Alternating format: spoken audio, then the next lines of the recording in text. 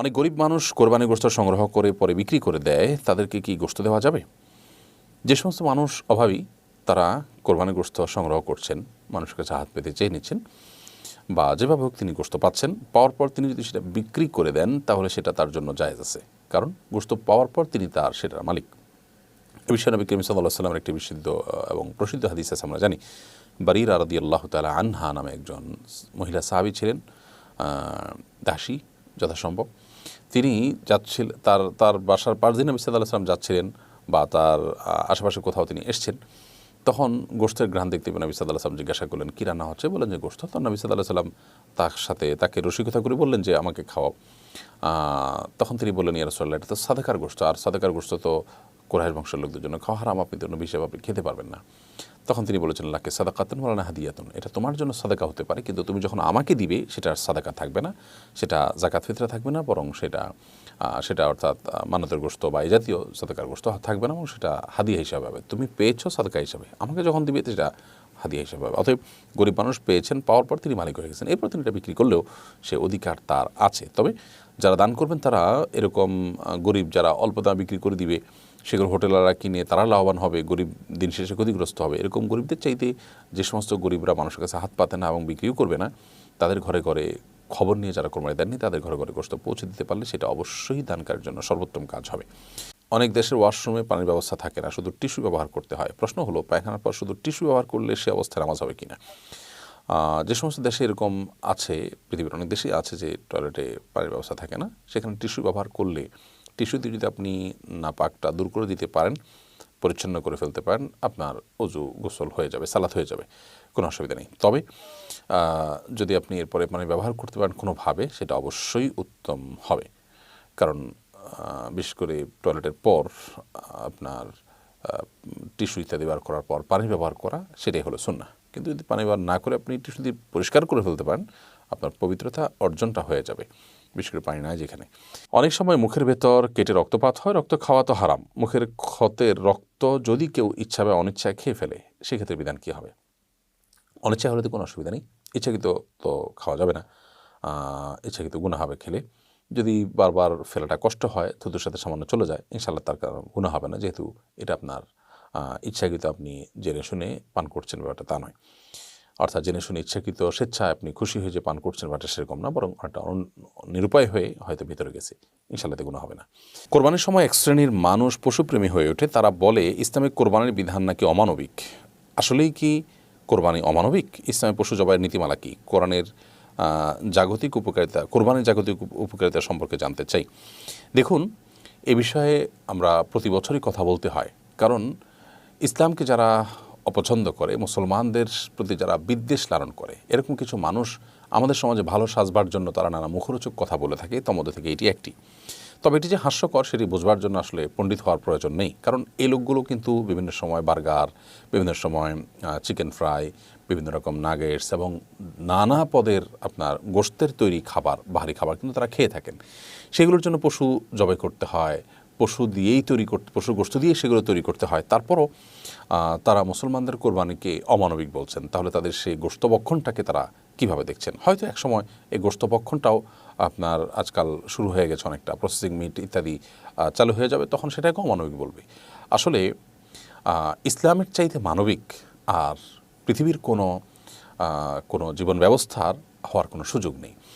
নবী করিম সাল্লাল্লাহু আলাইহি সাল্লাম পশুদের ব্যাপারে একজন মুসলমানকে কতটা দায়িত্বশীল হতে বলেছেন, যে জবাই করার সময় পর্যন্ত ছুরি ধার দিয়ে যাতে অল্প কষ্টে তাকে জবাই করা যায় সেই নির্দেশনা দিয়েছে। এমনকি রণাঙ্গনে যুদ্ধক্ষেত্রে শত্রুকে হত্যা করার প্রয়োজন হলেও সে যুদ্ধরত শত্রুকে হত্যা করতে গিয়েও নির্মমতার যেন আশ্রয় আনা হয়, নবী সাল্লাল্লাহু আলাইহি সাল্লাম কঠোরভাবে কিন্তু সে বিষয়ে নির্দেশনা দিয়েছেন, এবং সাহাবীরা অক্ষরে অক্ষরে সেটি পালন করেছেন। নবী সাল্লাল্লাহু আলাইহি সাল্লামের জীবনে একটি বারের জন্য তার ব্যথা কিন্তু ঘটেনি। অতএব আজকে যারা মুখরোচক কথা বলছেন, তাদের জন্ম, তাদের 14 গোষ্ঠীর জন্ম, তাদের এই মুখরোচক স্লোগানগুলো যারা শিখিয়েছেন, তাদেরও জন্মের, তাদের ভাবনার জগতে এই সমস্ত বিষয়গুলো উদয় হওয়ার বহু আগেই প্রিয় নবী সাল্লাল্লাহু আলাইহি সাল্লাম কিন্তু পশুর প্রতি দায়িত্বশীলতা, প্রকৃতির প্রতি দায়িত্বশীলতা এবং অন্য বিষয়গুলো সম্পর্কে আমাদেরকে তিনি সুস্পষ্ট নির্দেশনা দিয়েছেন। মুসলমান এর চাইতে মানবিকের জন্য আর কারোর হওয়ার কোনো সুযোগ নেই। তারা মানবিক সাজতে পারেন, কিন্তু প্রকৃত অর্থে মানবিক নয়। এই মানুষগুলোই কিন্তু পৃথিবীর বহু বর্বর আচরণ, মুসলমানদের প্রতি যে জুলুম অবিচার চলছে ফিলিস্তিনে, কাশ্মীরে, বিভিন্ন জায়গায়, সে সমস্ত বিষয়গুলো সম্পর্কে দেখবেন যে তাদের তেমন কোনো ভূমিকা নেই বললে চলে, অর্থাৎ নীরব দর্শকের ভূমিকা তারা সেখানে পালন করছেন। তো এই জন্য আল্লাহ রাব্বুল আলামিন আমাদেরকে তৌফিক দান করুন এদের সমস্ত প্রতারণা এবং তাদের সমস্ত ভণ্ডামি সম্পর্কে আমরা যেন সচেতন হই, সজাগ হই। কোরবানির জাগতিক উপকারিতা আপনি জানতে চেয়েছেন। কোরবানির জাগতিক উপকারিতার একটি হলো যে এর মাধ্যমে পুষ্টির যোগান হয়। দেশের প্রত্যন্ত অঞ্চলে অনেক গরিব মানুষ আছেন যারা কোরবানির মৌসুমে একটু আমিষের দেখা পান বা ভালো করে খেতে পারেন। এছাড়া আমিষ বছর জুড়ে তারা খাবার সুযোগ পান না। বছর জুড়ে প্রতিটা মানুষের ঘরে ঘরে আমিষ পৌঁছে দেওয়ার যে প্রয়োজনীয়তা আছে মানুষের সুস্বাস্থ্যের জন্য, সেটি কিন্তু কোরবানি পূরণ করে। কোরবানি ছাড়া অন্য কোনো মাধ্যমে এটি কিন্তু বর্তমানে বাংলাদেশের বর্তমান বাস্তবতা অন্তত পূরণ হচ্ছে না, হওয়ার কোনো সুযোগ আপাতত নেই।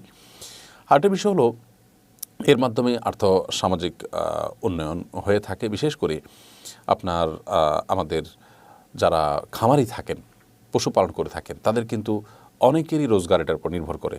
গ্রামাঞ্চলে অনেক দরিদ্র ফ্যামিলি আছে যারা একটা দুইটা ছাগল কিংবা এক দুটা গরুর বাছুর পেলে সেগুলোকে বড় করে কোরবানির মৌসুমে বিক্রি করে তাদের সংসারের খরচ তারা নির্বাহ করে থাকেন। তার মানে এর মাধ্যমে খামারিদের উপকার হয়ে থাকে, এর মাধ্যমে গরিব মানুষদের পুষ্টির যোগান হয়ে থাকে এবং আরও বহুবিধ উপকারিতা এর মাধ্যমে হয়ে থাকে।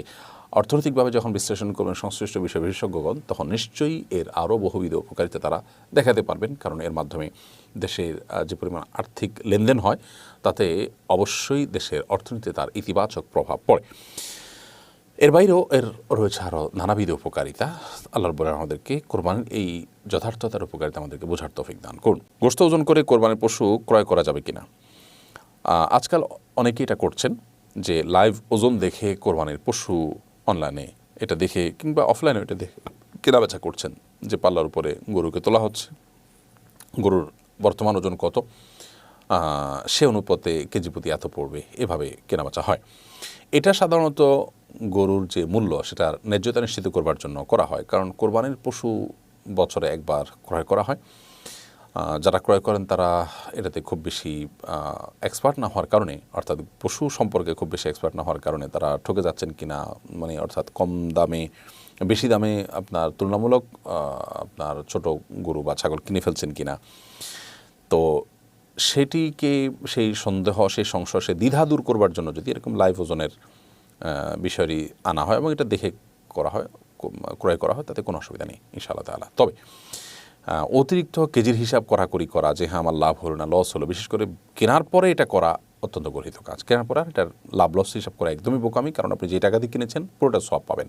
আপনি একটা গরুর দাম ছিল 1 লক্ষ টাকা, আপনি কিনেছেন 1,20,000 টাকায়। 20,000 টাকা আপনি বেশি দিয়ে কিনেছেন এটা বাজার মূল্যের চাইতে।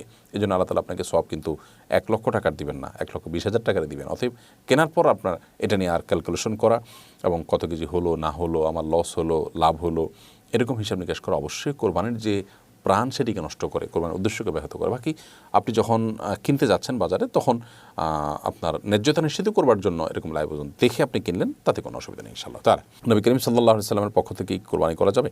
নবী করিম সাল্লাল্লাহু আলাইহি ওয়াসাল্লামের পক্ষ থেকে কোরবানি করতে পারেন। নবী সাল্লাল্লাহু আলাইহি ওয়াসাল্লামের পরে আলী রাদিয়াল্লাহু তাআলা কোরবানি করেছিলেন তার তরফ থেকে, এবং পূর্বের পুরুষদের জন্য নবী সাল্লাল্লাহু আলাইহি ওয়াসাল্লাম পুরুষদেরকে কোরবানিতে শামিল করেছেন। অতএব নবী সাল্লাল্লাহু আলাইহি ওয়াসাল্লামের পক্ষ থেকে কেউ চাইলে কোরবানি করতে পারেন এবং সেই কোরবানির গোশত নিজের কোরবানির গোশতের মতো করে খেতে পারেন। মান্যত যদি থাকে কোরবানি, সেটার গোশত খেতে পারবেন না, পুরোটা দান করে দিতে হবে। এছাড়া আপনি নিজের পক্ষ থেকে এবং অন্য কারোর থেকে কোরবানি করলে সেটার গোশত আপনি নিজের গোশতের মতোই খেতে পারবেন, দান করবেন এবং গরিব দুঃখীকে দিবেন, আত্মীয়স্বজনকে দিবেন, বিভিন্নভাবে করতে পারেন, নিজে খেতে পারবেন, সোজা কথা। তো নবী সাল্লাল্লাহু আলাইহি ওয়াসাল্লামের পক্ষ থেকে কোরবানি করা যেতে পারে, যদিও কোনো কোনো উলামা ইকরামের ক্ষেত্রে ভিন্ন মত পোষণ করে বলেন যে মৃত মানুষদের তরফ থেকে কোরবানিটা জীবিত ব্যক্তিদের সাথে রেখে করবেন। বিশেষ করে সৌদি আরবের উলামা ইকরাম এই মতটি বলেন। বাট সাহাবীদের কথা যেমন বললাম, তাদের থেকে আপনার মৃত মানুষ থেকে কোরবানি করার প্রচলন বিভিন্ন হাদিস দ্বারা প্রমাণিত। বিদেশে অবস্থানরত ব্যক্তির অন্যত্র কোরবানি করার বিধান কি? বিদেশে যিনি অবস্থান করছেন তিনি যদি সেখানে কোরবানি করার মতো পরিবেশ না থাকে, তিনি অন্যত্র কোরবানি করতে পারেন। কোরবানি করার ক্ষেত্রে আমাদের উদ্দেশ্য থাকতে হবে আল্লাহর সন্তুষ্টি, নবী সাল্লাল্লাহু আলাইহি ওয়াসাল্লামের সুন্নাহ নির্দেশনা পালন। এটা গোশত খাওয়ার উদ্দেশ্যে যেন না হয়, সেদিকটা আমাদেরকে অবশ্যই খেয়াল রাখতে হবে।